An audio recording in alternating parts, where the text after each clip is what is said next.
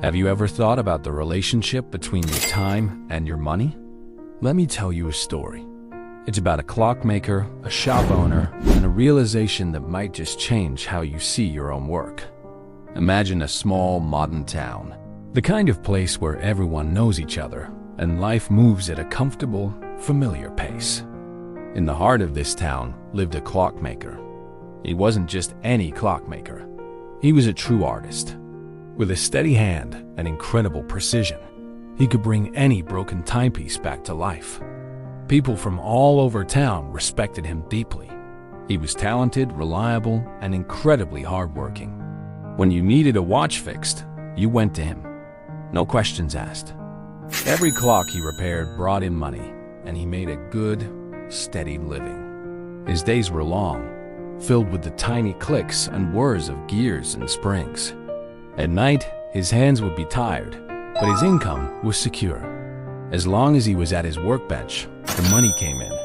He was trading his time and his skill for a comfortable life. It was a fair trade, or so it seemed. Just a few doors down from his workshop, there was a small, elegant watch store.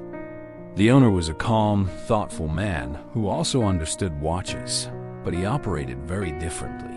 He didn't spend all his hours with a loop in his eye, personally fixing every single watch that came through his door.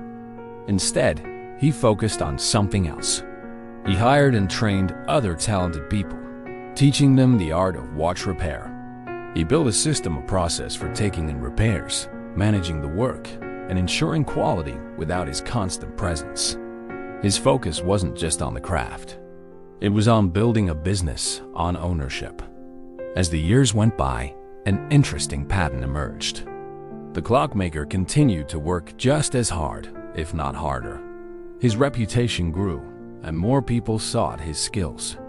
But his income remained largely the same. There are only so many hours in a day, and only so many watches one pair of hands can fix. His earnings were capped by his own time and energy. Meanwhile, the shop owner's life was changing. He was actually working less, spending more time with his family and pursuing other interests.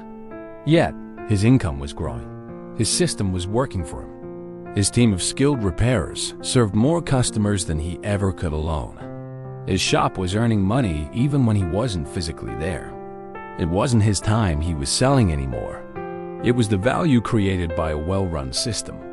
One evening, as the clockmaker sat in his quiet workshop, surrounded by ticking clocks, it dawned on him. He was tired.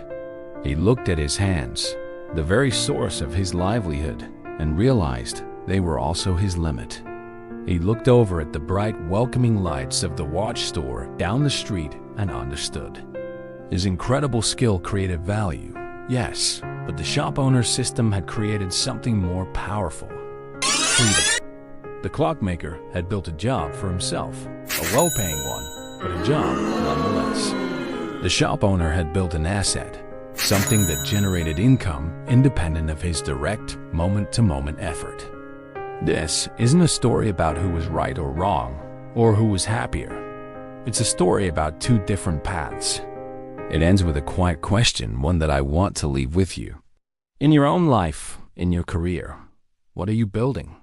Are you selling your time, your most finite resource, for security? Or are you building something that can one day work without you? Think about it.